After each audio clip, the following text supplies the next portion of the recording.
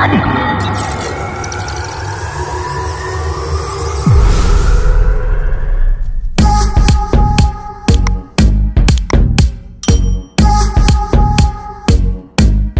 नमस्कार। स्वागत है आपका अखिल भारतीय राजीव गांधी विचार विकास मंच के इस प्लेटफॉर्म पर। और आज हमारे साथ है विनोद जी काड़े, बंदोजी मोहन और नितिन जी खोबरागड़े। और इन तीनों ही व्यक्तिमत्वों से आज हम जो चर्चा करने जा रहे हैं, ये शायद हमारे Rajiv Gandhi social media channel पर पहली बार हुआ। क्यों, इससे पहले आपने देखा है कि दो व्यक्ति एक दूसरे से इंटरव्यू के रूप में बात करते हैं, मुलाकात करते हैं और अपने प्रश्नों का उत्तर और उत्तर का प्रश्न, इस टाइप की चर्चा होती है जो दर्शकों ने काफी पसंद किया है। लेकिन आज ये पहली बार एक ही चैनल पर एक ही इंटरव्यू के बीच में तीन लोगों से मुलाकात लेने का हमने आज प्रयत्न किया है। और आज हमने जो विषय लिया है, एक्चुअली ये विषय डॉक्टर बाबा साहब आम्बेडकर की जो मूवमेंट्स है, वो मूवमेंट की जो पहली पीढ़ी थी, पहली पीढ़ी के बाद में अनफॉर्चुनेटली जो दूसरी पीढ़ी आई है, वो दूसरी पीढ़ी ने तीसरी पीढ़ी को तैयार ही नहीं किया है। वो जो तीसरी पीढ़ी होना चाहिए था, जो यंग जनरेशन होना चाहिए था, वो यंग जनरेशन आज जो तैयार हो रहे हैं, वो पहली पीढ़ी और दूसरी पीढ़ी के विरुद्ध दिशा में जा रही है। इस विषय पर हमारी आज चर्चा होने वाली है। तो सबसे पहले विनोद जी, आपसे मैं पूछना चाहता हूँ, बाबा साहब आम्बेडकर की जो मूवमेंट थी, समतावादी मूवमेंट जिसे कहते हैं, और अधिकारों को प्राप्त करने की दिशा में जो उनकी मूवमेंट चली है, वो बाकायदा सफलता की नई ऊंचाइयां चढ़ी है। क्योंकि उनकी जो पीढ़ी थी बाबा साहब अम्बेडकर की, वो महात्मा गांधी, प्रधानमंत्री जवाहरलाल नेहरू, इनके समकक्ष पीढ़ी थी। और बाबा साहब स्वयं महात्मा गांधी के समकक्ष नेता माने जाते हैं। और जो रुतबा और ओहदा भारतीय राजनीति में महात्मा गांधी को है, जवाहरलाल नेहरू को है, उतना ही रुतबा बाबा साहब अम्बेडकर को भी इस देश की जनता ने दिया है। और बाबा साहब अम्बेडकर जन्म से नहीं थे, लेकिन उन्होंने कर्म से ये रुतबा हासिल किया है। नेहरू जी की विरासत थी, मोतीलाल नेहरू, महात्मा गांधी की भी जो विरासत थी, वो भी अच्छी खासी विरासत थी। लेकिन बाबा साहब अम्बेडकर के पीछे ऐसा कोई रुतबा दिखाई नहीं देता था। हालांकि उनके पिताजी थे, सूबेदार पद पर थे, लेकिन सूबेदार पद इतना कोई बड़ा पद नहीं था जो भारतीय राजनीति को पलटी पलटी करके रख सके। तो ये जितना भी रुतबा बाबा साहब ने पाया, ओहदा पाया है, वो उनके कर्मों का फल है। और बाबा साहब ने अपने कर्मों के द्वारा जो मूवमेंट उस समय में चलाई, वो भारतीय दलित जो मूवमेंट है, वो पहली मूवमेंट थी। उस मूवमेंट को आप कैसे देखते हैं? सबसे पहले तो आपको मैं धन्यवाद कहना चाहता हूँ कि आपने मुझे इस चैनल पे अपने विचार रखने की जगह दी है। जी हाँ। सभी दर्शकों को मैं ये बताना चाहता हूँ कि बाबा साहब जब राजनीति में आए तो उन्होंने शेड्यूल कास्ट फेडरेशन से इलेक्शन लड़के जी हाँ। जीत के आए। फिर उन्होंने एक चुनाव में वो हार गए, तो उस समय उन्होंने इसका आत्म परीक्षण किया कि भाई ये मेरे सब लोग मेरे जाति के हैं और ये मैं इलेक्शन क्यों हार गया। तो उन्हें ये दिखाई दिया कि मैंने जो अभी ये पक्ष बनाया या ये जो संगठन बनाई है, ये सिर्फ कुछ लिमिटेड जातियों का संगठन, और ये इनके साथ मैं बहुत बड़ा इस देश में कुछ बदलाव नहीं कर सकता। जैसे आपने कहा कि नेहरू जी की विरासत थी, महात्मा गांधी जी की विरासत थी, तो ये बात सही है। बाबा साहब एक सामान्य घर से आते थे और काफी गरीबी के हालात में उन्होंने ये संघर्ष की लड़ाई लड़ी। तो उन्हें ये संघर्ष की लड़ाई लड़ते समय हम महात्मा गांधी जी के साथ कंपेयर नहीं कर सकते, क्योंकि वो विरासत नेहरू जी की और महात्मा गांधी की बाबा साहब को नहीं। हाँ। इन्होंने अपने दम पे ये पूरा संघर्ष लड़के इतना बड़ा एम्पायर खड़ा किया। जी हाँ। तो बाबा साहब ने जब आत्मपरीक्षण किया तो उन्हें ध्यान में आया कि अरे हम एक जाति का संगठन लेके कभी मैं इस देश में बड़ा बदलाव नहीं ला सकता, इसलिए मुझे चाहिए कि मैं सारे जातियों को लेके कुछ बड़ा करूं। इसलिए बाबा साहब ने पहली बार रिपब्लिकन ये संकल्पना रखी, और रिपब्लिकन संकल्पना रखते समय उनका विचार अलग था। जिस प्रकार से उन्होंने धम्म की दीक्षा ली, उस समय भी उन्होंने सारे धर्मों का जातियों का अभ्यास किया, उसके बाद बौद्ध धर्म को स्वीकार। accept जी हाँ। किया। उसी प्रकार उन्होंने रिपब्लिकन मूवमेंट को लाया। हम्म, उनको चाहिए था कि सारे जाति के लोग, हम्म, और उन्हें ये भी पता था कि मेरे बाद हम्म, इसको चलाने वाले लोग, ये मैं विरासत बाकी लोगों की जैसी नहीं दे पाऊंगा। हम्म, और हमने देखा कि उनके बाद जो लोग आए, हम्म, वो लोग आने के बाद में, जैसे हम महाराष्ट्र के बारे में, तो पूरे देश के बारे में न जानते हुए सिर्फ महाराष्ट्र के बारे में बात करते, क्योंकि हम जो जिला में बैठे हैं वो महाराष्ट्र में आता है। हाँ। वैसे तो बाबा साहब पूरे देश के पूरे विश्व के नेता नेता है, और काफी उनका नाम, और काफी लोग उससे प्रेरित। हाँ। पर बाबा साहब की मृत्यु के समय जो जनसंख्या का सैलाब आया, हाँ हाँ, वो सैलाब वो अम्बेडकरी मूवमेंट में परिवर्तित नहीं कर पाया। हाँ हाँ हाँ। उसका रीजन है उस समय जो तथाकथित नेता थे अम्बेडकरी मूवमेंट को चलाने वाले, हाँ हाँ, वो नेता कहीं ना कहीं कमजोर हो गए।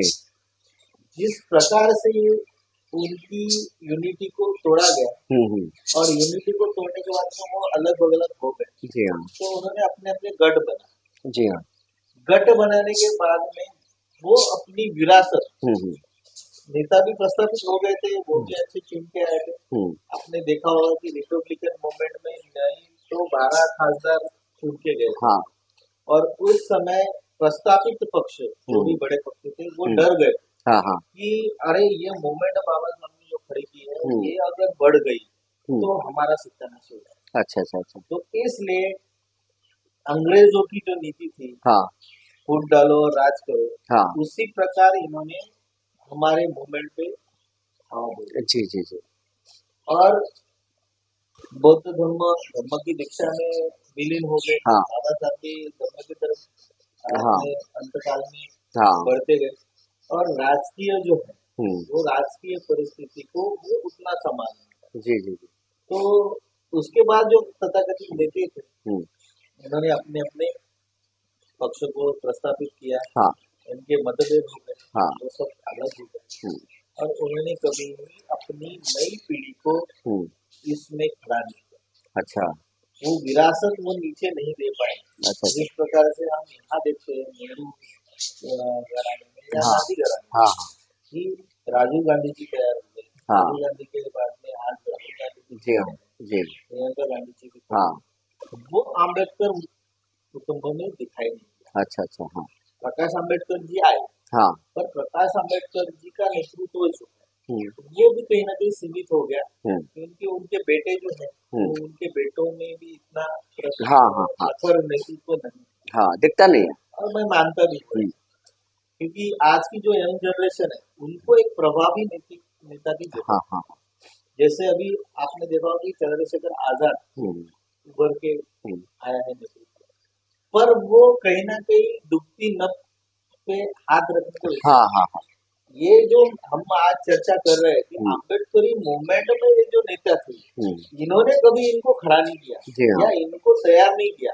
जी हाँ, जिस प्रकार से आज मैं बैठा हूँ यहाँ, हाँ, बलदेव जी मोड़ है, कोगागड़े साहब है, आप ही है, तो हम जो सामाजिक लड़ाई लड़ रहे हैं ये हमें हमारे घराने सही नहीं है, जी हाँ जी, हमारे घराने राजकीय घराने नहीं है, जी हाँ, हमारे घराने भांडवलदारों के घराने नहीं है, पर हमारी संघर्ष की लड़ाई है, और हम संघर्ष की लड़ाई लड़ते समय उभरते हुए आ रहे हैं, जी, और ये विरासत अम्बेडकरी मूवमेंट में नहीं मिलने की वजह से कहीं ना कहीं युवा वर्ग भटकता नजर आ रहा है, जी, अभी हाल ही में जो चुनाव हुए थे, हाँ हाँ, हमने अमरावती जिले में हमने पिछले बार भी इस विषय पे चर्चा की थी, तो उस समय एक उद्रेक हुआ, जी हाँ, जो अम्बेडकरी मूवमेंट के लोग थे, अलग अलग पक्ष में काम कर रहे थे, वो सारे के सारे जो जिलाध्यक्ष है, शहर अध्यक्ष है, वो कहीं ना कहीं उद्रेक होके कांग्रेस समर्थन, हाँ, कांग्रेस के समर्थन में खुलेआम आ गए,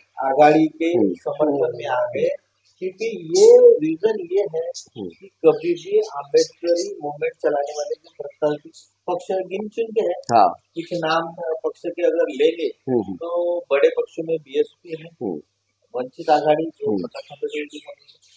रिपब्लिकन गट ऑफ पाटोले, हाँ हाँ और रिपब्लिकन गट ऑफ इंडिया गवर्नमेंट। हाँ हाँ। तो ये कुछ और पीरी पा भी है जोगेंद्र जी पवार का। हाँ। ये जो गट है इसमें हमें ये नहीं दिखाई देता कि उन्होंने कभी अपने बच्चों को आगे लाया। हो, हाँ। या फिर जो ग्राउंड लेवल पे उनका कार्यकर्ता था, जिन्होंने अपनी पीढ़ी न पीढ़ी उनके मूवमेंट में सहयोग। हाँ। या अपना जीवन बाबा साहब के नाम पे योगदान दे दिया, उनके साथ संघर्ष कर दिया। हाँ। ऐसा कोई भी कुटुंब भी इन प्रस्तावित नेताओं ने खड़ा नहीं किया। अच्छा अच्छा अच्छा अच्छा। दिया गवई साहब के समय, गवई साहब ने दिया लोगों को, पर उन्होंने राजकीय नहीं दिया। अच्छा। उन्होंने कुछ लोगों को दारू की दुकानें दी। हाँ हाँ। एजुकेशन दे दिया। हाँ। ऐसे कुछ कमाने वाला क्षेत्र दे दिया। मतलब राजनीतिक जो प्रतिनिधित्व है वो तैयार नहीं किया। वो नहीं तैयार। अच्छा अच्छा। और बाबा साहब ने रिपब्लिकन जो संकल्पना लाई थी वो रियल रिप्रेजेंटेशन पे लाई थी। हाँ हाँ हाँ। जो मूवमेंट वो हमारी भटक गई। हाँ हाँ हाँ। बाबा साहब को चाहिए था रियल रिप्रेजेंटेशन, कि हर जाति धर्म का वहाँ पे एक प्रेजेंटेशन, बिल्कुल प्रेजेंटेटिव जाना चाहिए। हाँ। आज ये हो गया है कि रिजर्व कैटेगरी में भी लोग गलत उलट सर्टिफिकेट बना के सुनते जा रहे हैं। जी जी जी। तो ये कहीं ना कहीं मूवमेंट को बहुत बड़ी ये है। हाँ। और आज जो परिस्थिति है वो बहुत दुख होता है कि लोगों ने अम्बेडकर मूवमेंट छोड़ के अलग अलग पक्ष में प्रवेश करके जा रहे हैं। हाँ। और सब अपने आप को अम्बेडकरवादी भी कहते हैं। तो ये कैसी मूवमेंट है, इस पे हम आज विचार करने की जरूरत है। जी जी बिल्कुल बिल्कुल विनोद जी, आपने बिल्कुल सही सही दिशा और दशा के बारे में वर्णन किया है। वनदेव मोहर जी, विनोद जी से हमने बातचीत किया, आपने भी सुना है। विनोद जी ने बाबा साहब की पहली पीढ़ी की मूवमेंट से लेकर आज की यंग जनरेशन की पीढ़ी तक उन्होंने पूरा बाकायदा वर्णन किया है। लेकिन मैं आपसे बाबा साहब की सेकेंड पीढ़ी की जो मूवमेंट्स है, मतलब बाबा साहब की डेथ होने के बाद 1956 के बाद जो उनकी जो पीढ़ी थी 56 के बाद वाली जो सेकंड पीढ़ी गिनी जाएगी मूवमेंट में, दादा साहब गायकवाड़, बैरिस्टर राजा भाऊ खोबरागड़े, उसके बाद राजा ढाले तीसरे इसमें आएंगे। दादा साहब गायकवाड़, बैरिस्टर राजा भाऊ खोबरागड़े, रासू गवई, और इनके समकक्ष और कोई होंगे जैसे वो जवी पवार वगैरह, दलित पैंतर वगैरह, वो तीसरी पीढ़ी में गिनाए गए। लेकिन इन तीनों की वजह से राजा भाऊ खोबरागड़े, दादा साहब गायकवाड़ और दादा साहब गवई, इनकी राजनीति को आप किस ढंग से देखते हैं? इन्होंने क्या वाकई में बाबा साहब के मूवमेंट को आगे बढ़ाया, या फिर अपनी स्वार्थ के लिए मूवमेंट को आगे बढ़ाने का स्वांग रचा, या फिर इनकी राजनीति स्वार्थ से परिपूर्ण थी, या फिर इन्होंने दलितों की भावनाओं का फायदा लिया? इसको आप किस तरह से देखते हैं? देखिए, ये जो तीनों भी नेता के नाम आपने लिए, जैसा खोबरागढ़ साहब, गायकवाड़ और गवई साहब, हाँ, जिस वक्त दादा साहब गायकवाड़ नेतृत्व कर रहे थे, उसके बीजेपी के जो खोबरागढ़ साहब और गवई साहब, तो उसी वक्त वो कांग्रेस को मतलब विलीन हो गए। अच्छा। मेरे अभ्यास के अनुसार जैसा किसी ने बताया कि भाई दादा साहब गायकवाड़ ने अपने खोबरागढ़ साहब को राज्यसभा में भेजे थे। हाँ। ऐसा मैंने पढ़ा नहीं, लेकिन जो कोई लोग बताते हैं। हाँ।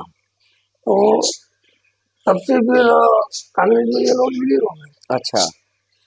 तो अपने महाराष्ट्र की बात करेंगे। महाराष्ट्र में जैसा जैसा मेरे उम्र के मुताबिक, जैसा 1980 में मैं मेरा गांव है देवरा देवरी करके, यहाँ से 20 किलोमीटर, तब उस वक्त मेरे गांव में विद्यालय होकर भी मैं यहाँ पढ़ने को आया था। 1978-79 की बात है। हाँ। 7वीं में आया था मैं। मेरे गांव में अलाई 10वीं की स्कूल है। हाँ। लेकिन मैं यहाँ पढ़ने के लिए आया था हॉस्टल में। तब 1980 के बाद याद आ रहा है मुझे, तब गवई साहब का बहुत संघर्ष था। मतलब आंदोलन जब छेड़ा गया था, तो उसमें लेडी गवर्नमेंट अपने मातोश्री, और ये दोनों भी इतना जन आंदोलन हो गया था ये कि एसटी की जो बस है वो कम पड़ रही थी। अपने जो लोग हैं सब दलित बांधव, हाँ हाँ, सब बाल बच्चों को लेकर आए थे कि चलो भाई हमको बाल बच्चे को जेल में हाँ लेके हाँ, चलो, तो जेल में जगह नहीं थी तो गवई साहब को मना करना पड़ेगा। मना करना पड़ा अपने लोगों को, जो अच्छा, अभी बहुत हो गए, जल भर गया है, हाँ हाँ, बाकी जो भी लोग आए तो मधु वापस चले जाए। अच्छा ये अच्छा, नौबत मैंने खुद मेरे हाँ आंखों से देखा। कहने का मतलब यह है कि गवई साहब कुछ स्वतंत्र विचारधारा, बाबा साहब की विचारधारा लेके चल रहे थे हाँ हाँ, और सबसे पैदल कार्यकर्ता थे गवई साहब, अच्छा, जैसे आज अपन लोग। हाँ हाँ, और अच्छा भी जो भी पैदल कार्य करता है जो सही विचारधारा बाबा साहब की बताता उसे समाज बेदखल करता, मतलब उसे नजरअंदाज करता। अच्छा अच्छा, लेकिन वो कार्यकर्ता होने के उसकी जो भावना रहती और जो बाबा साहब की जो विचारधारा है हाँ वो जन तक पहुंचाना चाहिए। हाँ, वो भी जिधर कार्यकर्ता रहता ना हाँ तो वो उसको कितनी भी तकलीफ होती, हालांकि उसको कोई क्रेडिट नहीं देता, हाँ हाँ, फिर भी उसका जो मन में जो क्रांति रहती, हाँ। जैसे इन्होंने संघर्ष बताया, जी हाँ, तो चार पंक्तियां मैं बताना चाहता हूँ बताइए खुद बताइए, से। हाँ हाँ, जो कभी तूफानों से ना मिला, हाँ जो कभी तूफानों से ना मिला उसे क्या जाने भला, हाँ, जो कभी तूफानों से ना मिला उसे क्या जाने भला, हाँ अच्छे संस्कार में पला, हाँ, गरीबी से ना खेला, और जिसे नहीं दिन का उजाला, अन्नों का नहीं रखवाला, हाँ हाँ, इन दोनों के बीच में लगाए देश को, हाँ, वो कभी जीता नहीं, और इसलिए गरीब के जीवन में संघर्ष से सिवा कुछ रखा नहीं। क्या बात है, मतलब जो संघर्ष बाबा साहब ने किया, हाँ मतलब जो चटके उनको पड़े, हाँ, और जो अपने को वो चटके नहीं मिलना चाहिए, इसलिए हाँ। वो उनका जो भी उनकी जो विचारधारा है, हाँ। जो भी उनका कोई संघर्ष है, हाँ हाँ, कड़ा संघर्ष है उनका, तो ये उन्होंने इसलिए वो संघर्ष पर मात किए ताकि मेरे समाज को मैंने जो झेला वो नहीं झेलना चाहिए। जी हाँ जी, ऐसी ऐसी उसकी विचारधारा है जो आपने अभी दूसरी पीढ़ी तक की जो बात आ गई, हाँ तो ये मैं दोहराना चाहता हूँ। अब विनोद भाऊ ने ये भी कहा, हाँ, बताइए, हिरासत में जिसको मिला, हाँ जवाहरलाल नेहरू को, गांधी जी को, और उनके पीढ़ियां चल रहा है गांधी तक। तो मेरा कहने का ये मतलब है, जब ये तो तीसरी पीढ़ी होगी, गवई साहब खोबरागढ़ी दूसरी पीढ़ी होगी, तो उसमें से गवई साहब उभर आए थे। हाँ 1980 तक उनका मतलब चलवा था। तो फिर कांग्रेस को ऐसा लगा, इंदिरा गांधी को ऐसा लगा कि ये भारी पड़ेगा अपने को, हाँ, ये अपने को ये दलित समाज को लेके चल रहा है। महाराष्ट्र में ही चल रहा है, लेकिन हो सकता महाराष्ट्र बोले तो प्रभावी स्टेट है ये। हाँ, तो फिर गवई साहब को भी क्या जादू दिए क्या नहीं तो गवई साहब नेतृत्व कर रहे थे, क्योंकि वो जमीनी पर के कार्यकर्ता थे। दारापुर उनका गाँव बताना नहीं चाहता हूँ मैं, वो भी पूरे जिले में। नहीं हमने उनका गाँव वगैरह पूछा नहीं है, हमने अम्बेडकरी मूवमेंट की जो दूसरी पीरियड थी, दादा साहब गायकवाड़, बैरिस्टर राजा भाऊ खोबरागड़े और दादा साहब गवई, इन तीनों के बारे में उन्होंने आपसे पूछा कि इन तीनों ने बाबा साहेब की जो विरासत है, जो मूवमेंट है, उन्होंने उसको बढ़ाया कि नहीं बढ़ाया? बढ़ाया होगा तो क्या स्वार्थ था या स्वार्थ नहीं था? इस ढंग से मैंने आपसे पूछा। बहरहाल आपने दादा साहब गवई की जो बात की है, कांग्रेस और इंदिरा गांधी कि क्या उन्हें मंत्र दिया, जो दादा साहब गवई चेंज हो गए और कांग्रेस में सम्मिलित हो गए और उन्होंने मूवमेंट ब्रेक करके रखी, ऐसा आपका कहना है। बहरहाल नितिन जी खोबरागड़े, जय भीम। मैं आपसे एक तीसरी पीढ़ी है ना, दूसरी और तीसरी के बीच में जो पीढ़ी आती है, मतलब 2 के बाद 2.5, हाँ 2.5 वाला, वो पीढ़ी के बारे में पूछना चाहता हूँ। वो दूसरी और तीसरी पीढ़ी के बीच में एक पीढ़ी आती है, बाड़ा साहब आम्बेडकर, प्रकाश आम्बेडकर, सही बात, ठीक है, राजा ढाले साहब और रामदास आठवले, और इसमें एक आप चौथा नाम गिनी है, जवी पवार दलित पैंथर के संस्थापक अध्यक्ष। इन चारों ने जो मूवमेंट चलाई है, और ये चारों के मूवमेंट वो बाबा साहब की जो मूवमेंट थी, जिसको हम शांतिवादी मूवमेंट कह सकते हैं, या फिर अहिंसा से थोड़ा सा समकक्ष मूवमेंट कही जा सकेगी। और सेकंड पीढ़ी भी वही थी, लेकिन ये तीसरी से पहली जो पीढ़ी आई थी, ये चारों की पीढ़ी तेज पीढ़ी मानी जाती है, उग्र स्वभाव की। बाबा साहब अम्बेडकर भी गुस्सेल मनस्थिति के हैं। रामदास आठवले भी लगभग ऐसे ही थे, जवी पवार भी ऐसे थे, और राजा ढाले भी, हालांकि वो साहित्यिक थे, लेकिन उनकी भी सोच विचारधारा जो थी थोड़ी उग्र स्वभाव की थी, आंदोलक का जो रूप होता है उसका।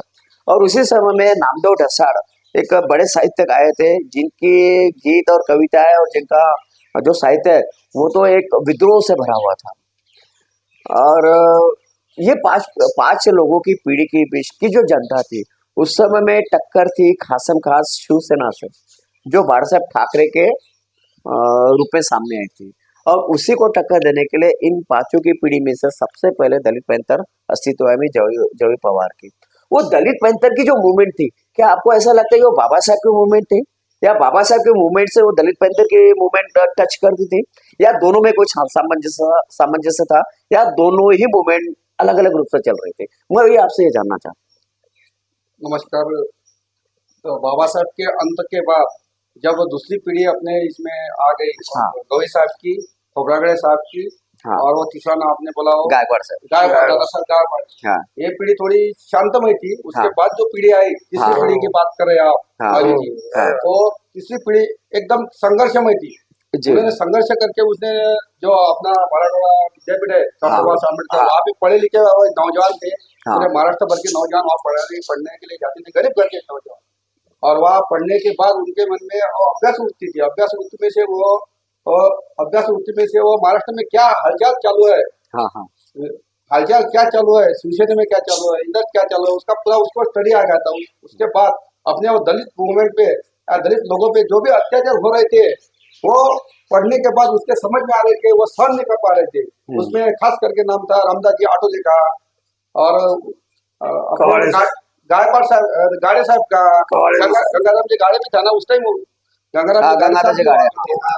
तो जो पीढ़ी वो टाइम में निर्माण हो गई, वो संघर्ष से भरी थी। उनको सहन नहीं हो रहा था जो दलित पे अत्याचार हो रहे थे।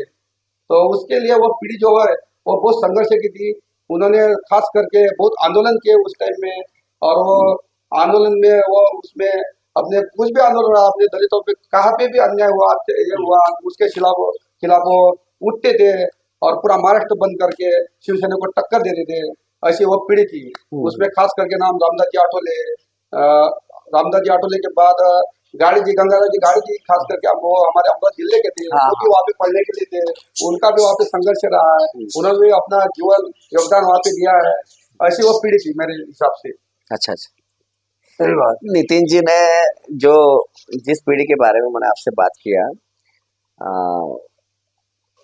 2 के बाद 3 और 2-3 के बीच वाली पीढ़ी, मतलब 2.5 पीढ़ी वाली, जो संघर्ष वाली पीढ़ी आपने कहा है नितिन जी, एक्चुअली संघर्ष वाली कहने से ज्यादा बेटर आंदोलक, हाँ, उग्र आंदोलन जो वाली पीढ़ी थी, मतलब हाँ। स्थिति थी, हाँ। वो पीढ़ी उनकी ज्यादा थी, इसलिए वो पीढ़ी ज्यादा चल भी नहीं पा रही। रामदास आठवले आज बीजेपी में जाकर बैठ गए, राजा ढाले जी नहीं है इस समय में, प्रकाश आंबेडकर अभी तक अपने आप को सिद्ध ही नहीं कर पाए कि मैं एक दलित समाज का नेता बन सकता हूँ। हालांकि उन्होंने कई बार प्रयत्न किए हैं, उन्होंने भारी बहुजन महासंघ, भारी, उसके बाद में अभी वंचित आघाड़ी के नाम से संगठन बनाया है, बहुत सारे विधायक भी उन्होंने जीता है, लेकिन जिस लेवल पर उनकी उन्नति होना चाहिए, प्रगति होना चाहिए, वैसी नहीं हो पा रही। तो ये पीढ़ी जो तीसरी पीढ़ी है, वो मेरे ख्याल से वो पहली और दूसरी पीढ़ी के समकक्ष नहीं बैठती है, लेकिन आंदोलन के एक नए रूप को उन्होंने जनता के सामने लाया हुआ है। विनोद जी, अभी हम आते हैं जनरेशन 4th में, चौथी पीढ़ी में। अभी आपने तीनों ही पीढ़ी का, पहली पीढ़ी का तो आपने बताया है, वंदेव जी ने दूसरी पीढ़ी के बारे में बताया, नितिन जी ने तीसरी पीढ़ी के बारे में, जो आंदोलक स्वरूप जो है आंदोलनों का, वो सही मायने में दलित समाज को हथियार के रूप में साबित करने के लिए मिला हुआ है, और उन्होंने उसका उपयोग भी किया है।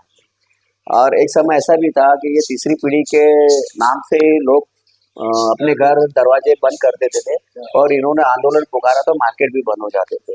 और महाराष्ट्र सरकार उस समय कोई भी हो, कांग्रेस की हो या शिवसेना कोई भी हो, तो बाकायदा डर जाती थी। लेकिन मैं आपसे कुछ और पूछना चाहता हूँ, इन तीन पीढ़ियों के बाद में बाबा साहब अम्बेडकर की मूवमेंट, क्या ऐसा नहीं लगता कि आज वो रुक गई है? खत्म तो नहीं हुई, खत्म हो भी नहीं सकती मूवमेंट, कोई भी हो खत्म नहीं हो सकती, रुक गई है, ऐसा नहीं लगता है कि आपको? जैसे आपने अभी चर्चा की कि हाँ पहली पीढ़ी दूसरी पीढ़ी, हाँ तो थोड़ा हम उसी पीढ़ी के हाँ बारे हाँ में हाँ चर्चा हाँ करेंगे। हाँ,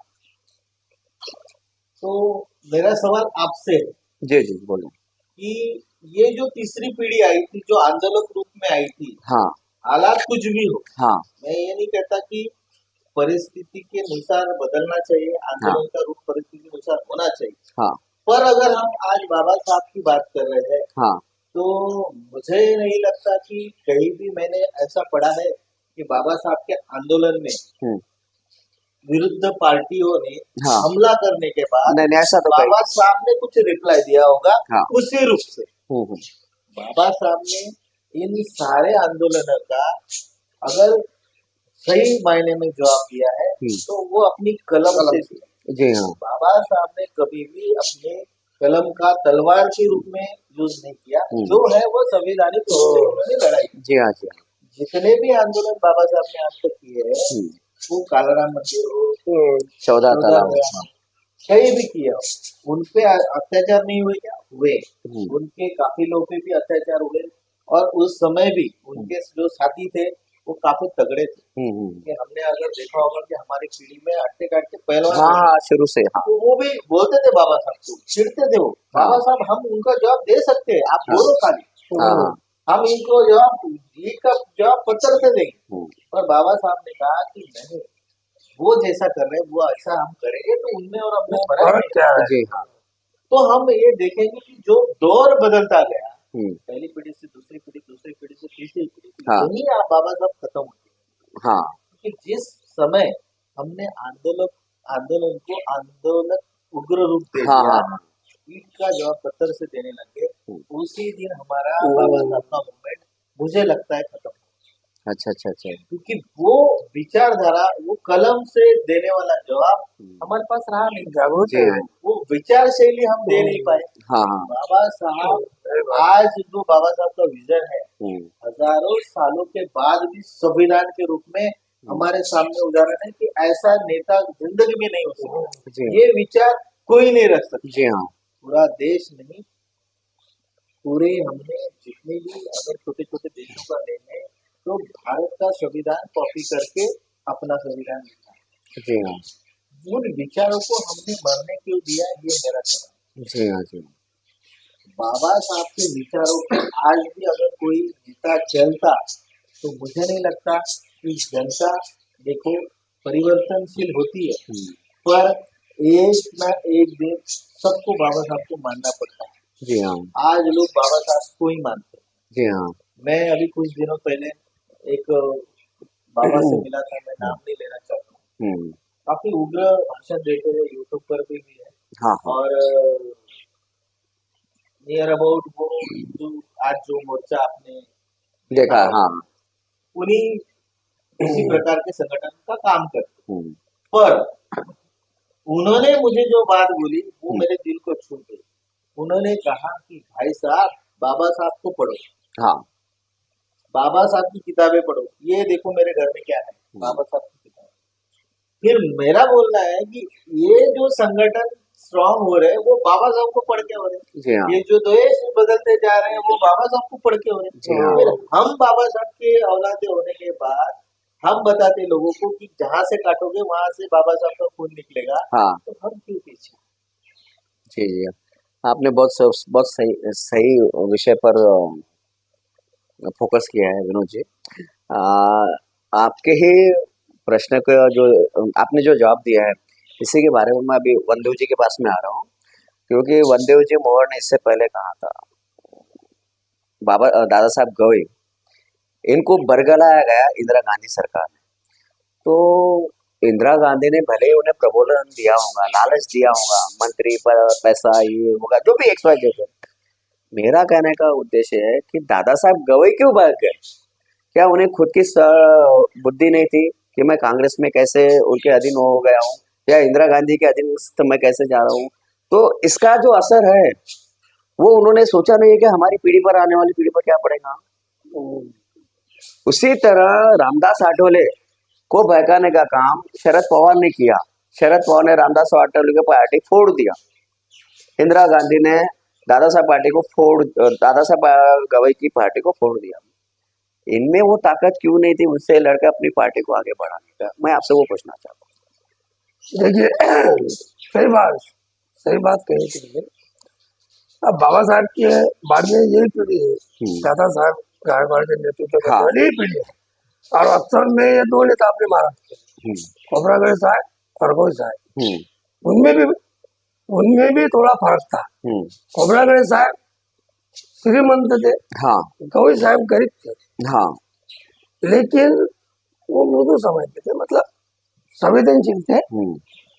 जैसा मैंने गाँव बताना चाह रहा था, तो आपने पूछा था, जैसा मेरे को ये बोलने का ये मतलब था कि वो ग्रामीण लेवल से आए थे। और खोबरागढ़ साहब वो खुद ही अपने बाप दादा से। नहीं, मैंने आपसे कुछ और प्रश्न पूछा। नहीं, मैं तुम्हारे जो प्रश्न है उस पर ही आ रहा हूँ मैं। ठीक है, फर्क बता रहा हूँ। ठीक है, बता। एक जमीन पर का कार्यकर्ता अपनी वाणी से अपने करतूत से बढ़ रहा है, लेकिन पैदल है। जैसा विनोद भाऊ की विचारधारा बहुत बड़ी है, जैसा मैं पैसे वाला हूँ तो मैं उनको चला रहा हूँ। बरोबर। तो ये क्या है, विचारधारा उनको चेष्टा है, मेरे पास पैसा होकर भी जो विचारधारा मेरे पास नहीं है। तो फिर विनोद भाऊ को कोई बोल रहा है भाई कि तुम बड़े ग्रेट हो, तुम्हारी विचारधारा बहुत सही है, लेकिन वंदे मोड़ की है, इस पर तुमको चलना पड़ता है। तो ऐसा कुछ चलते हैं।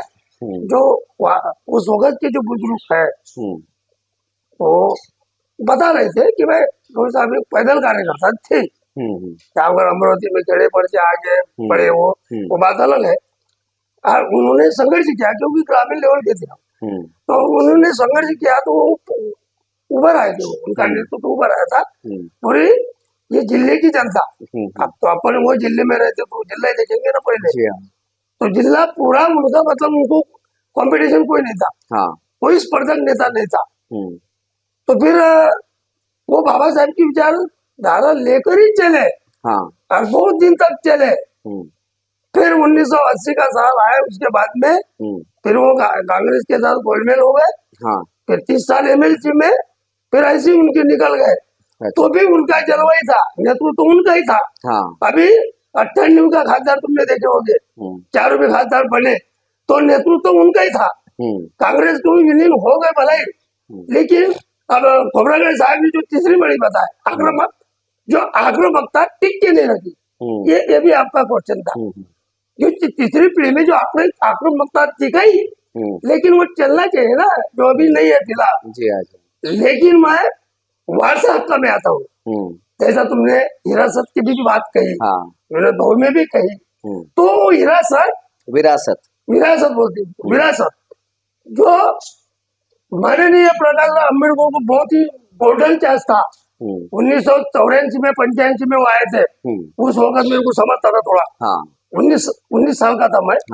बम्बई भी मैंने देखी थी, बाबा साहब का नाम चल रहा था, वो इतना मौका था उनको, ये दोनों तीनों पीढ़ी को ये करने के लिए विरासत में नेतृत्व था। जब ये प्रकाश अम्बेडकर जी जब इनको भी छोड़ो, दूसरी पीढ़ी के भी छोड़ो, और रहने में उठा ले, इनको नाम नहीं उठाता, और ये पैंथर को भी छोड़ो, जो मेरे क्या बोलते हैं मेरे दादाजी ने जो विचार बताए, मैं अभी 30-32-35 साल का हूँ, वो विचार मैं अपनाना चाहता हूँ। ये आत्महत्या अगर माननीय प्रकाश ये अम्बेडकर ने अगर दिखाई होती ना, तो विरासत में विचारधारा भी चलती, और ये अपने फायदे के लिए जो लहर हुए थे उस होगा, जैसे गवाड़े साहब जैसे गर्ज नहीं करते थे सिंह, आज है क्या वो सिंह। अभी रामदास जी आठवले वो अपना गोलमेल का राजकारण करते, चलो अपना भी अपने कार्यकर्ताओं भी जगा दे। कहने का मतलब और जी ऐसा हो गया है कि भाई जो जो तीसरी पीढ़ी वाले थे या हाँ। सेकंड वाली पीढ़ी थी, उन्होंने अपने स्वार्थ के लिए दलित लोगों की भावना के साथ खेला। हाँ, समय के साथ में बदलते गए, गदल दे गए। सत्ता पाने के लिए उन्होंने भावनाओं का खेल खेला है, हाँ, जनता की भावनाओं से खेले हैं खेले हैं। और जनता के वोटों के बदौलत उन्होंने कांग्रेस के साथ हाँ। समर्थन में अपनी सत्ता बनाई है हाँ। और बहुत सारे पद हासिल किया, पैसा बनाया है, लेकिन वो बनाने के बाद उन्होंने जनता को वारे पर छोड़ दिया। हाँ। ऐसा आपका कहना है? बरोबर। नितिन जी, मैं आपके पास आता हूँ। अभी आप यंग है बहुत ही, और यंग जनरेशन में आपने देखा होगा कि अभी तक जितनी भी मीटिंग्स होती है दलित समाज की मीटिंग, फिर वो चाहे किसी भी पार्टी का हो, आरपीआई की किसी भी गढ़ का हो, ठीक है, या प्रकाश आंबेडकर की पार्टी हो, गवई साहब की हो, पीडीपी आप जोगेंद्र कवाड़ साहब हो, रामदास आठवले हो, XYZ कोई भी हो, या फिर अभी जो चंद्रशेखर आजाद की जो आजाद समाज पार्टी चल रही है अमरावती में, वो भी हो। लेकिन जब इनकी मीटिंग्स होती है, सामूहिक मीटिंग हो या फिर सेपरेट किसी संगठन की मीटिंग हो, इनकी मीटिंग में लोगों का सहभाग नहीं होता है। वो सहभाग क्यों नहीं होता, मैं आपसे जानना चाहता हूँ। अभी क्या हो गया राजू जी, आम जनता को जो यंग जनरेशन बोल रहे हैं उनको हाँ। कुछ ऐसा लग रहा है कि कुछ लोगों को दिलचस्पी है इसमें हाँ। और कुछ लोग को खास करके आवड़ भी नहीं इसमें, इसलिए वो भटक रहे इधर उधर, क्योंकि उनको लगता है कि सब अपने जो दलित समाज के हैं हाँ। अलग अलग संगठन हो गए। हाँ। अलग अलग संगठन होने की वजह से उनको लगता है कि मेरे जो अभी बड़े भैया है ये दूसरे संगठन में है, आप दूसरे संगठन में है, इसलिए वो उसको ऐसा लगता है कि मैं भी दूसरे संगठन में रहूं और सब अलग अलग मिल बांट के अपने डिवाइडेशन हो रहा है। हाँ। इसलिए कुछ लोगों को मेरे विचार से मेरे साथ में जो रहते हैं और उन्हीं दोस्ताने वालों को कुछ इसमें दिलचस्पी नहीं रही अभी। हाँ। और विश्वास भी नहीं रहा, खास करके विश्वास भी रहा कि ये पार्टी अपने लिए अभी अच्छा काम करेंगी, वो पार्टी अच्छा काम करेंगी, क्योंकि सब अपने स्वार्थ के लिए गठन में जुड़े रहे। हाँ। हाँ। सब अपने पार्टी के लिए गठन में जुड़े हैं। यदि सब लोग अपने पार्टी में गठन स्वार्थ के लिए नहीं जुड़े होते कि सबने मिलके, सब नेताओं ने मिलके, जितने भी पार्टियां अपने अम्बेडकरवादी पार्टियां हो या उसको समर्थन देने वाली पार्टियां हो, सबने मिलके, सब पार्टी के नेताओं ने मिलके एक मीटिंग लेना चाहिए और उसमें से खास करके एकीकृत का मसला हल करना होगा और वह एक नेतृत्व बाबा साहब की विचारधारा पे चलने वाला खड़ा करना होगा। पर ये 52 भी पार्टियां एक साथ नहीं बैठती, इसका मतलब ये है कि ये सब अपने स्वार्थ के लिए अपने अखाड़े में लड़ रही है। अच्छा नितिन जी, सब अपने स्वार्थ के लिए लड़ रही है, ऐसा मेरा कहना है। शार्ट में आपने बहुत बड़ी बात कही है और इसका जवाब मैं अभी विनोद जी से चाहूंगा, क्योंकि विनोद जी बहुत यानी आपने दिमाग के पुर्जे खोल दिए। विनोद जी ये बात सही है नितिन जी की, एक्चुअल मैं आपसे जानना चाहूंगा खास करके मैं राजू भाई और एक बात, हाँ, बोलिए, खास करके मैं अभी तक 43 साल का हूँ। हाँ। उम्र के कम साल में 24 साल में मैंने ग्राम राजकारण में प्रवेश किया। भैया को मैंने मेरी हिस्ट्री पूरी बताई और मेरे अपोज में ग्राम पंचायत में 15 साल निकाले मैंने। अच्छा। 15 साल कंटिन्यू ग्राम पंचायत मेरे ताबे में थी और 15 साल में निकालने के बाद और मेरे खिलाफ में जो है देशमुख की पार्टी थी गाँव लेवल की, और मेरे अपोज में उन्होंने देशमुख ने एक 55 साल का बुजुर्ग को खड़ा किया था, तो भी उनको लोगों ने चुन के नहीं दिया और समाज के लोगों ने मेरे को कुछ भी नहीं समझता था, खाली मैं तहसील का काम करता था इनके अंडरटेकिंग में, है ना भैया, और मेरे को लोगों ने चुन दिया क्योंकि मैं लोगों की सेवा करता था। अच्छा विनोद जी, नितिन जी ने जो कहा है ना वो मसला बहुत बड़ा मसला है। इसी मसले से आज का जो वर्गीकरण का जो आदेश आया है ना वो भी रिलेटेड है, क्योंकि बाबा साहब आम्बेडकर की जब मूवमेंट चल रही थी, जब वो स्वयं जीवित थे, उस समय में भी बाबा साहब का विरोध करने के लिए हमारे समाज के कुछ लोग खड़े थे या नेता भी खड़े थे, मातंग समाज के होंगे या फिर 100 किसी भी समाज के, यानी उस समय में बाबा साहब का विरोध करने वाले थे। चमार समाज के कुछ नेताओं ने बाकायदा उनका विरोध किया है। बाबा साहब के राइटिंग एंड स्पीचेस में बाबा साहब ने खुद दर्ज किया है कि चमारों ने मेरा विरोध किया है, तो मैंने उन्हें कड़े शब्दों में समझाइश भी दिया, ऐसा बाबा साहब ने कहा है। बाबा साहब के डेट के बाद या डेट से पहले, मैं डेट से पहले की बात करूँ, बाबा साहब ने इतना सब कुछ सहन करने के बाद भी दलित मूवमेंट चलाई और दलित समाज की जो कुरीतियाँ थी और उन पर जो अस्पृश्यता का जो दाग लगा हुआ था, जो उन्होंने मिटाने के लिए बहुत सारे समझौते किए और समझौते उस व्यक्ति से किए हैं जो सबसे बड़ा दुश्मन भी माना जाता है बाबा साहब अम्बेडकर का, और मेरी नज़र में सबसे बड़ा दोस्त भी माना जाता है, फ्रेंड, मित्र। क्योंकि बाबा साहब अगर बने हैं तो उस व्यक्ति का उसमें हाथ जरूर है, वो महात्मा गांधी। तो महात्मा गांधी से लड़ते लड़ते लड़ते 1947 में देश आजाद हो गया और 47 तक मूवमेंट भी चली बाबा साहब अम्बेडकर की। और वो मूवमेंट थी दलितों के उद्धार के लिए, समझौते, राजनीतिक प्रतिनिधित्व, सामाजिक प्रतिनिधित्व। और उन्हें योग ऐसा आया कि महात्मा गांधी की सिफारिश पर संविधान लिखने का मौका मिला और उन्होंने इस संधि का पूरा पूरा लाभ उठाया और संविधानिक तरतूद संविधान में कर डाले। और उस संविधान का इम्प्लीमेशन जो किया वो जवाहरलाल नेहरू ने किया प्रधानमंत्री के रूप में। कहने का मतलब बाबा साहब को दूसरा जो सपोर्ट मिला वो जवाहरलाल नेहरू का मिला। 1956 में उनकी डेथ हो गई। 1956 में डेथ होने के बाद जो आने वाली जो दूसरी पीढ़ी थी उन्होंने बाबा साहब के उन सपनों को हकीकत में कुराड़ी से तोड़ दिया। बाबा साहब का सपना था रिपब्लिकन पार्टी की स्थापना और पूरी दलित जनता उस पार्टी में सम्मिलित हो, सभी नेता उसमें सम्मिलित हो। बाबा साहब ने बाकायदा मैनिफेस्टो लिखा उसमें और मैनिफेस्टो लिखने के कुछ ही दिनों के बाद उनकी मृत्यु हो गई, महापरिनिर्वाण हुआ। और बाबा साहब की डेथ होने के तुरंत बाद सबसे पहले दादा साहब गायकवाड़ अलग हो गए, बैरिस्टर राजा भाऊ खोबरागढ़ चंद्रपुर में अलग हो गए, दादा साहब गायकवाड़ के साथ चले गए। गायकवाड़ के बाद में जो धुरी है रिपब्लिकन पार्टी की वो दादा साहब गवे के हाथ में आ गई। लेकिन समय आगे बढ़ते गया और उसमें इतने गठ तैयार हो गए, जोगेंद्र कवाड़े आ गए, बाबा साहब के खुद के परपोते आ गए, प्रकाश आंबेडकर जी, आनंद राज आ गए, भीमराज आंबेडकर आ गए। बाबा साहब आंबेडकर के दूसरे जो पुत्र थे मुकुंदराव, उनके अशोक राव के बाद में राजरत्न आंबेडकर, उनके भाई, उनकी भी पार्टी आ गई, यानी गठ आ गए। भारतीय बौद्ध महासभा के सपना बाबा साहब आंबेडकर ने किया, उसके भी 2 गठ तैयार हो गए। तीसरा गठ किसी भंते जी के पास में था, चंद्रमणि वगैरह नाम सुना है मैंने, वो भी थे। यानी बाबा साहब के सपनों को, बाबा साहब के कार्यों को, बाबा साहब के संवैधानिक तरतूतों को जो उन्होंने दलित जनता के लिए बनाया, बाकायदा महात्मा गांधी और नेहरू जी से लड़ते हुए और उनसे अधिकार हासिल किया, उन अधिकारों को इन्होंने तोड़ दिया।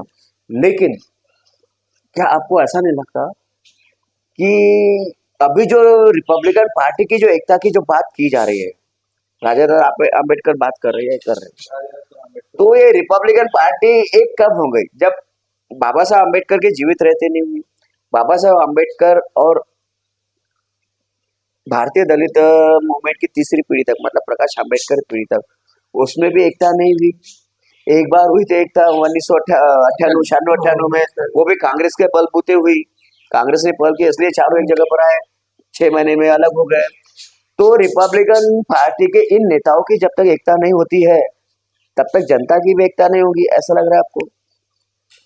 या फिर ये रिपब्लिकन पार्टी के अभी के जो नेता है, चारों मुख्य नेता, प्रकाश आंबेडकर, जोगेंद्र कवाड़े, रामदास अठवले और कौन है, ये जो 4 लोग हैं, ये 4 लोग अगर आरएसएस बीजेपी में अगर शामिल होते हैं, उसके बाद दलित समाज की एकता होंगी? कैसा आपको ऐसा लग रहा है?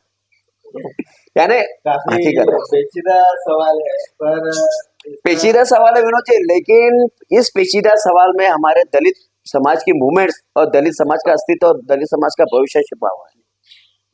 तो आपने जो मानस बताया कि हाँ। ये चारों ही नेता एक होने चाहिए, ऐसा मानस जनता का था। हाँ, मुझे ऐसा लगता है कि जनता ने 4-5 साल काफी कोशिश की, क्योंकि जब भी हम कार्यकर्ताओं से बात करते थे तो पहला मसला यही आता था कि ये नेता एक होने चाहिए। हाँ, पर ये सपनों का जो घर बनाया था जनता ने, हाँ, ये नेता कभी एक होंगे, वो सब चकनाचूर हो।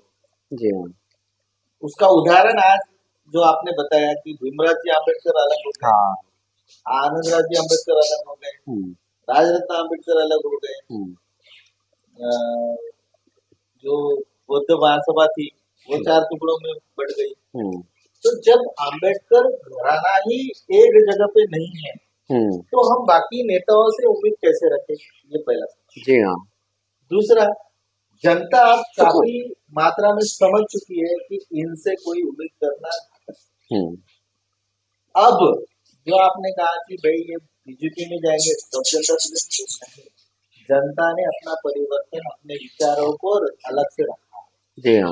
आज Rajratna Ambedkar Republican party of India लेके आए हैं, पर जनता अभी भी उनकी तरफ सख्ती दायरे से देख रही है। जी हाँ। क्योंकि जैसे उन्होंने भारतीय बौद्ध महासभा को संभाला था, हाँ। हमें ऐसा लग रहा था कि वो भारतीय बौद्ध महासभा को एक मुकाम पे लेके जाएंगे, जी हाँ। फिर राजनीति में आएंगे। हाँ हाँ। हमें या जनता को हाँ ऐसा बिल्कुल लग नहीं रहा था कि ये राजनीति में आए। जी हाँ।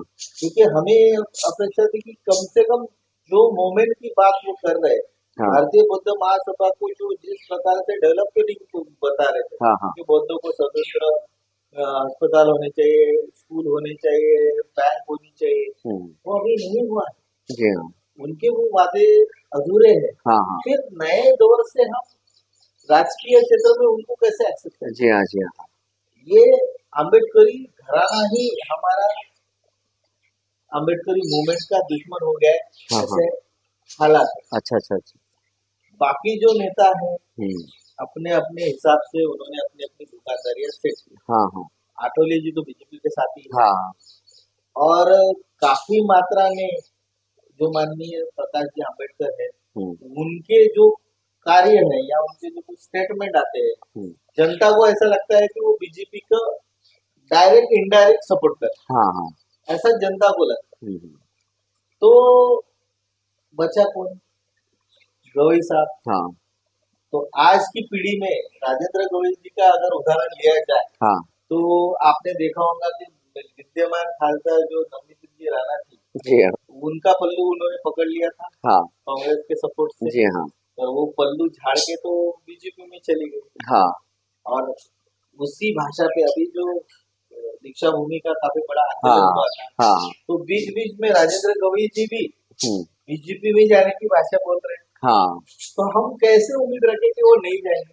हाँ। जिस प्रकार से उन्हें सचिव बना गया दीक्षा भूमि का, और सचिव बनाने के बाद इतना बड़ा हंगामा हो गया कि दीक्षा भूमि की जगहों पे काफी बड़ा आंदोलन हुआ। आपने देखा है, तो खोद के रखा। हमने उसका एक वीडियो भी बनाया है, काफी तो वायरल हुआ है। ना माने कि ये बीजेपी समर्थित नहीं है, तो बचा कौन? हाँ, जोगेंद्र कवाड़े जी भी तो एकनाथ शिंदे के साथ में गए। तो बात वही चल रही है ना कि आज की आम्बेडकरी मूवमेंट की दशा काफी बिगड़ चुकी है। तो नितिन जी, विनोद जी का आपने जवाब सुना है कि इन चारों का ऑलरेडी मानस बीजेपी फेवर में है, आरएसएस में है। तो अभी तो जनता ने एक हो जाना चाहिए। और अभी जो लोकसभा चुनाव हुआ है महाराष्ट्र में, वो मेरे ख्याल से दलित समाज की जो पूरी जनता है वो एक हो चुकी है। और वो एक हो चुकी है, वो कांग्रेस अलायंस में या महाविकास आघाड़ी के फेवर में जा चुकी है। वनदेव जी, आपको भी ऐसा लगता है? मैं आखिरी बात बताना चाहता हूँ। हाँ, मैं 1 मिनट में सुनना चाहूंगा। तो ये निसर्ग का नियम है। हाँ, परिवर्तन निसर्ग का नियम है। जैसा बाबा साहब जब जन्म थे, उस वक्त की ये भी महाकाली होगा ना। हाँ हाँ। तो निसर्ग ने उन्होंने उस वक्त निर्माण किया, जो 100 साल निकल गए। अच्छा। 100 साल में 3 पीढ़ियां हो गई। अभी बाबा साहब के विचारों के लिए कोई एक क्रांतिकारक पैदा हुआ होगा जो उद्रेक करेगा। वो जितने भी पीढ़ियां है, उन्होंने एक भी पीढ़ी ने बाबा साहब का काम नहीं किया। और मैं माफी चाहता हूँ, जिन्होंने जो किया उनकी दखल लिए है समाज। जैसा बड़ा बाबा साहब का नाम ही लिया, बाकी नाम लिया वो, लेकिन उनकी जो विचारधारा है वो नहीं करेगी। जो आज फिलहाल लुप्त पाई है। नाम दिया आपने, तो 18 साल तुमने आंदोलन किया बाबा साहब के नाम के लिए। नाम तो वैसे भी लोग घर में ले रहे ना, वो आपका विधायक काम है, वो मैं दोहराना चाहता हूँ। अच्छा अच्छा अच्छा, विनोद जी बराबर नहीं क्या? 1 मिनट, बोले 1 मिनट, अभी इलाज भी बताता हूँ। हाँ, परिवर्तन बताइए अपने में, क्योंकि राजू चोटमल को जो बोलते ना, ऐसे लोग हैं जैसे अपन चारों गहन विषय पे चर्चा कर रहे हैं। बाबा साहब से लेकर जितने भी पीढ़ियां हो गई, उस पर समाज को रिजल्ट नहीं मिला। ये आज का विषय का आशय था। जी जी जी। तो मैं एंड करने के पहले ये बताता हूँ मैं, 100 साल 3 पीढ़ियां, 100 साल नहीं हो गए 56 को बाबा साहब गए, लेकिन अपन संविधान दिया बाबा साहब ने 50 के बाद में, तो उसका इम्प्लीमेंट तो कांग्रेस ने किया ना। जी हाँ, जी हाँ। जो कुछ भी दिया बाबा साहब ने, जो घटना में जो अधिकार तुमको हमको सबको दिए, वो तो कांग्रेस ने दिए, उन्हीं की सत्ता थी। लेकिन बाबा साहब को जो अपेक्षित था, रिपब्लिकन जो अपने सभी ने दौड़ाया, उस पर सत्ता आना चाहिए। जी हाँ, गुरु किल्ली जो बताया बाबा साहब ने, जी हाँ, उसको राजकीय गुरु किल्ली तुम्हारे हाथ में होना, तो वो चाबी उसकी अभी तक नहीं मिली, वो गुरु किल्ली की। हाँ, वो बात नहीं जबरान साहब, उसके लिए अपने पहले के नेता जवाबदार है, कुछ समाज भी उस वक्त का होगा। लेकिन जैसा मैं ये दोहराना चाहता हूँ कि आज भी मैं कार्य करता हूँ, देखता हूँ कि जो कार्यकर्ता अपने 2 टाइम की रोजी रोटी की जो आमदनी है उसी का टाइम देता है, 7-8 साल, 8 जी हाँ, साल 7 साल जी हाँ, दिन में जो भी उस पर से जो कमाता है, और बाकी जो टाइम है वो जरूर को देता है, लेकिन वो बेदखल है, वो नेताओं से भी बेदखल है और वो समाज के भी बेदखल है। जी बिल्कुल। तो मैं ये दोहराना चाहता हूँ कि जो ऐसे कार्यकर्ता है समाज के अंदर, हाँ, उसकी दखल लेना चाहिए। नहीं देंगे तो बाबा साहब का जैसा ये मुद्रक करेगा, वो रातों रात हीरो बन जाएगा।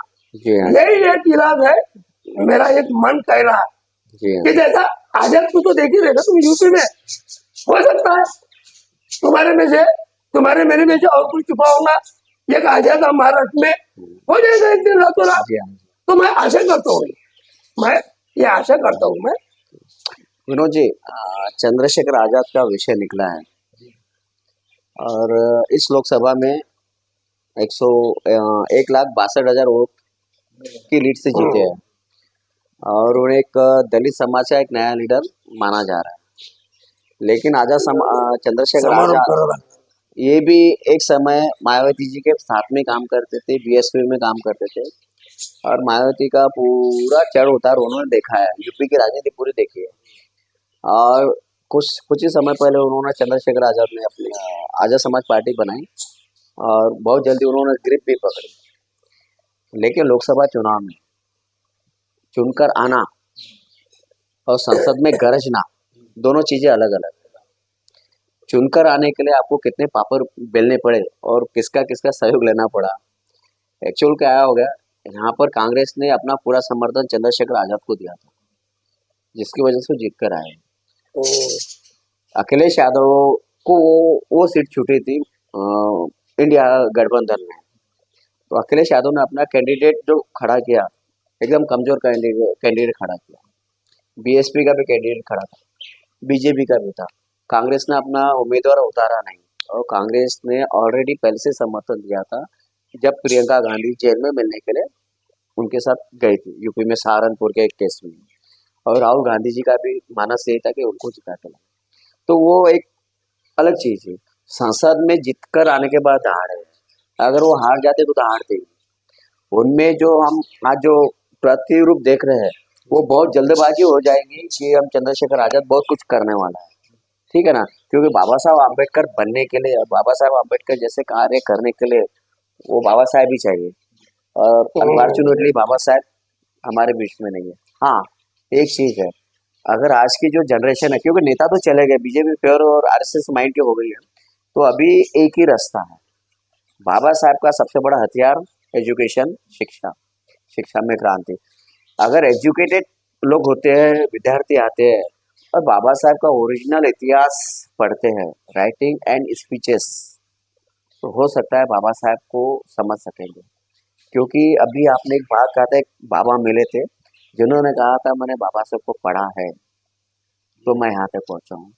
तो मेरे दलित समाज का भी हर बच्चा अगर बाबा साहब को पढ़ता है तो एक नई मूवमेंट तैयार होगी और जिसके सर्वसर्वा बाबा साहब अम्बेडकर ही होंगे। वही सच्ची अम्बेडकरी है, अम्बेडकरवादी मूवमेंट कहलाई जाएगी। क्योंकि बाबा साहब के बाद जितने भी नेता है, हर किसी ने अपने स्वार्थ के अनुरूप ही बाबा साहब का नाम लिया है, बाबा साहब के नाम का सहारा लिया। ऐसा आपको लग रहा?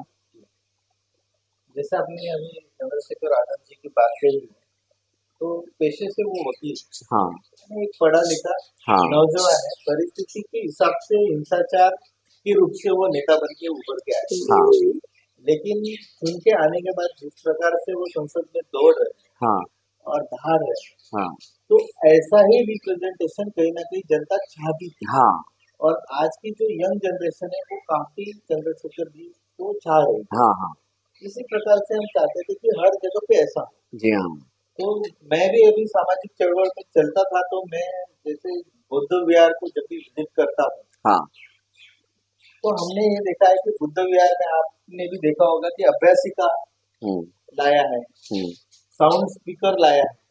तो मैंने उनको पूछा कि ये साउंड स्पीकर तो आप करते क्या हो? हाँ बोले हम इस पे शाम की और सवेरे की आरती हाँ करते हैं। मैंने बोले एक किताब क्यों लाई थी? हाँ आप एक काम करो कि हर दिन हाँ आप में से जो एक लड़का या लड़की जो पढ़ सकती है अच्छा, उसको बाबा साहब की किताब संविधान 2-2 पेज माइक पे पढ़ के सुनाए, हाँ ताकि वो गांव में जाए, जी हाँ वो जो मीडिया आपको मिला है उसका प्रचार प्रसार हो, वो किताबों का अवलोकन करो, वो अदर कास्ट के भी बाबा साहब ने जो मुद्दे लिखे हैं उसका अवलोकन करो, तब जाके आपकी क्रांति होगी और रिपब्लिकन मूवमेंट खड़ी होगी। क्योंकि आपके मंदिरों में से, मस्जिदों में से बाकी जो धम्मा का प्रचार होता है, हमें वो नहीं करना है। जी हाँ वो तो आप कंपटीशन कर रहे हो, फिर वो भोंगे का राजकारण हो गया था। हाँ इनका भोंगा कम करो, उसका भोंगा कम करो, हमें वो नहीं करना है। हमें ये चाहिए कि आज की पीढ़ी ने, ये जनरेशन में नया उपक्रम चलाना चाहिए कि बाबा साहब की किताबों को 2 पेज पढ़ो पर माइक पे पढ़ो। जी हाँ ताकि गांव में जो चौपाल पे चौपाए पे बैठे हैं वो भी सुन सके। वो सुन सके और उन्हें अरे ये तो यार ये मेरे धर्म के बारे में बात कर रहे हैं, तो बाबा साहब ने क्या हमारे बारे में लिखा? तो गांव में चर्चा होगी तो उससे विचार होंगे और आपके विचार होंगे, तो ये जातीय दंगले जो है ना वो खत्म हो जाएंगे। बाबा साहब जब विचारों से लोगों के दिमाग में जाएंगे ना तो अपने आप मूवमेंट बढ़ जाएगा। इतनी सी छोटी सी बात है, पर हम आज की टेक्नोलॉजी का यूज, मीडिया का भी गलत दुरुपयोग ले रहे हैं। हम रील देखने में बिजी है, आज का यंग जनरेशन रील बनाने में बिजी है, पर वो बाबा साहब के विचारों को इस तरीके से पहुंचाने का काम नहीं।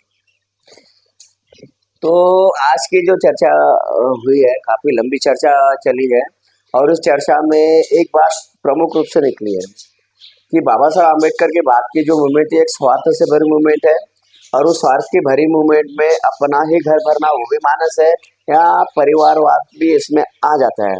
बहरहाल बाबा साहब की जो सच्ची मूवमेंट थी वो थी एजुकेशन, और एजुकेशन के द्वारा ही हम अपने अधिकारों को पा सकते हैं। और बाबा साहब की जो मूवमेंट है वो एजुकेशन के द्वारा फिर से अस्तित्व में लाई जा सकती है, क्योंकि बाबा साहब को पढ़े बिना हम किसी भी मूवमेंट का हिस्सा बन भी नहीं सकते, और अगर हिस्सा बनने की कोशिश करेंगे तो बरगलाए जाएंगे, बहलाए जाएंगे या फिर हमें गुम किया जाएगा। क्योंकि आने वाली जो जनरेशन है या आज की जो सरकार है, जो सत्ता है, वो 1925 से ही बाबा साहब के विचारों के विरोध में चलती है। बाबा साहब का विचार था एजुकेशन, कांग्रेस ने हर जगह पर एजुकेशन दिया, सरकारी स्कूल, कॉलेज, यूनिवर्सिटी सब कांग्रेस की देन है। लेकिन जैसे ही मोदी सरकार आई, अटल बिहारी, इससे पहले अटल बिहारी वाजपेयी की 6 साल की सरकार और मोदी सरकार, इन्होंने एजुकेशन को इतना महंगा कर दिया कि बाबा साहब की दलित जनता उन स्कूल कॉलेज में जा ही ना सके।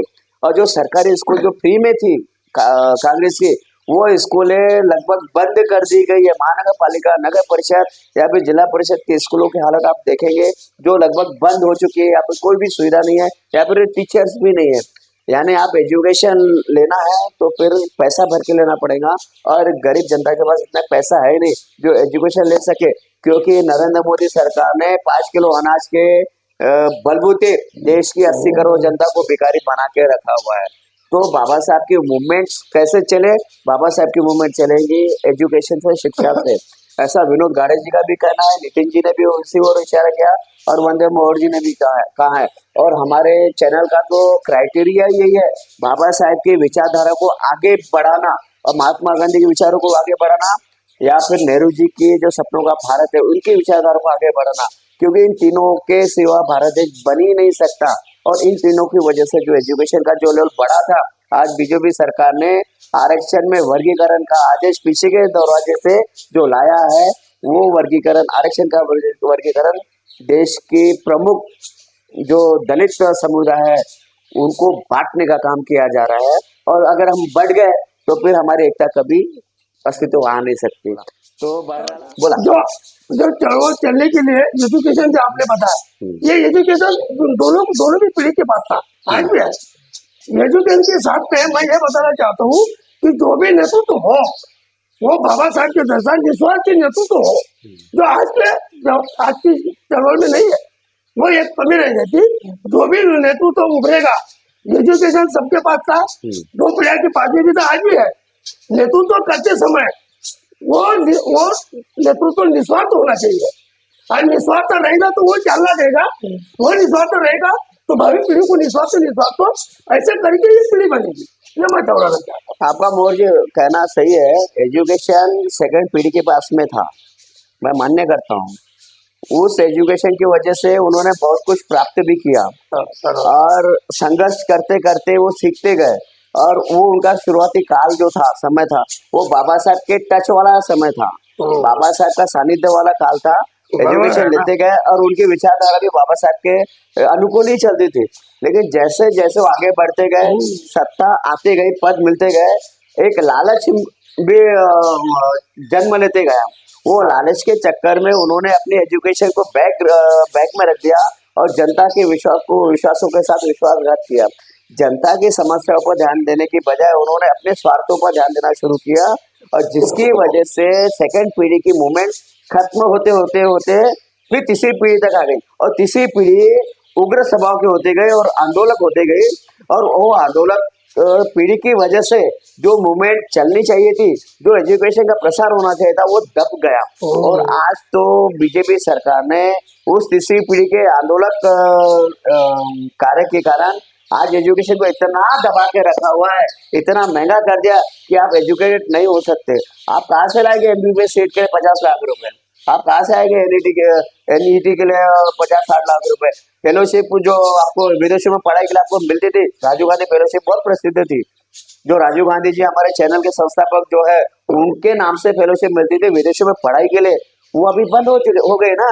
कहाँ से पैसा लाएंगे? तो दलित मूवमेंट के जो समाज है या जनता है, उनकी जो पीढ़ी आज की है वो पढ़ नहीं पा रही है। और मेरा कहने का उद्देश्य यही है कि बाबा साहब का सबसे मुख्य हथियार जो था वो शिक्षा था, एजुकेशन था। वो शिक्षा के बलबूते ही भारत का संविधान लिखने की उन्हें काबिलियत मिली, मौका मिला, उन्होंने लिखा भी, उसी संविधान पर देश भी चल रहा। वो एजुकेशन आज खतरे में है, और खतरा इसलिए आ गया कि वर्गीकरण का आदेश आ गया, और वर्गीकरण का आदेश शिक्षा पर सबसे पहला कुठाराघात करता है। क्योंकि जैसे ही आप शिक्षा प्राप्त करके सर्विस पर जाएंगे तो आरक्षण के लाभ में क्रीमी लेयर लागू कर दिया जाएगा। आपकी दूसरी पीढ़ी को आरक्षण मिलेगा कि नहीं मिलेगा पता नहीं। उसके बाद में आपके प्रवर्ग में यानी एससी वर्ग में वंशार जाति है, उसका वर्गीकरण कैसे करेंगे, वो सुप्रीम कोर्ट ने कुछ बताया नहीं है। उनमें वंशार जातियों में अगर झगड़ा लगता है किसी एक पद के लिए, तो बाबा साहब के सपनों का भारत, महात्मा गांधी के सपनों का भारत, नेहरू के सपनों का भारत आज खत्म हो जाएगा। अभी वो बचा हुआ है सिर्फ वो संविधान जो लागू है, जो अभी है असली तो संविधान की वजह से बचा हुआ है। तो बहरहाल आज की चर्चा काफी लंबी चर्चा हुई है। वंदे मोहन जी ने बीच में कुछ प्रश्न भी उठाए, वो हमें सम्मिलित करना पड़ेगा एडिट करते समय में, क्योंकि हमने कट कर दिया था वो जो। बहरहाल विनोद जी, वंदे जी और नितिन जी बहुत बढ़िया संबोधन था, विशेषकर नितिन खोपरागड़े आए और पहली बार उनसे बातचीत हुई हमारी। और नितिन जी के जो विचार है वो आने वाली पीढ़ी के लिए बहुत अच्छे विचार है, क्योंकि उनके मन में भी बहुत खंत है कि आज के नेता हमें सपोर्ट नहीं कर रहे और अपना ही स्वार्थ देख रहे हैं।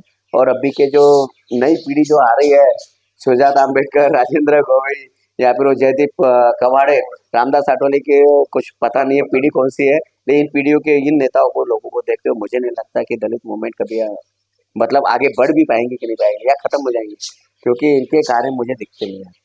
ये विरोध भी नहीं करते ना। आपने मोदी सरकार, हाँ, पहले के जमाने में भारत सरकार कहा जाता था। आज हमारे नेता ये भी नहीं बोलते कि मोदी सरकार कैसे बोल रहे भाई। हाँ, तुम मोदी के नाम से साला बैनर कैसे, ताकत नहीं रही है ना, ये योजना मोदी दे रहा है या भारत सरकार दे रही है? ये लड़ाई, ये संघर्ष खत्म हो चुका है, सब लोग सेट हो चुके हैं। अभी बस देखना ये है कि गोलमेल आगे क्या होने वाला है।